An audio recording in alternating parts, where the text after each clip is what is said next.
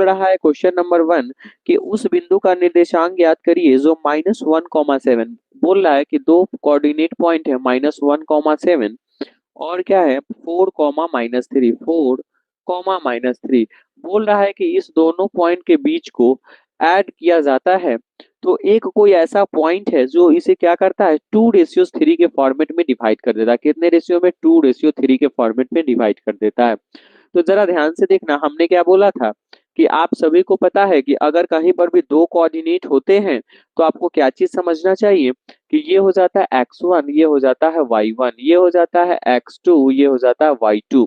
अब जरा ध्यान से आप देखेंगे तो ये x1 हो गया, ये x2 y2 x1 y1 और इसे हमने क्या बोला था बाबू आप m मान लो, इसे n मान लो या फिर आपकी परम इच्छा है तो आप इसे m1 मान सकते हो, m2 मान सकते हो, सबके लिए फॉर्मूला सेम ही होता है।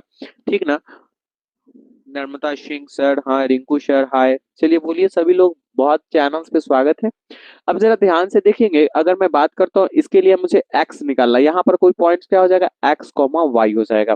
अगर आप बात करते हैं कि x कैसे निकलते हैं तो x की वैल्यूज क्या हो जाएगा m, अगर m n के फॉर्मेट में क्या हो जाएगा mx2 प्लस nx1 बट्टा m प्लस n। वहीं पर मैं अगर y की बात करता हूं तो क्या हो जाएगा m y2 plus n y1 बट्टा m प्लस n। अब जरा ध्यान से देखेंगे तो m की वैल्यूज क्या हो जाएगी 2 हो जाएगी तो m हो जाएगा 2।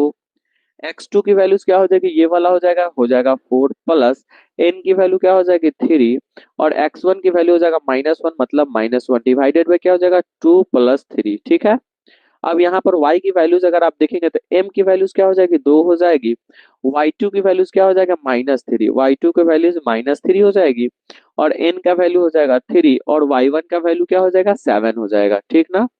और यहीं पर मैं m प्लस n करूँ तो 2 प्लस 3 हो जाएगा।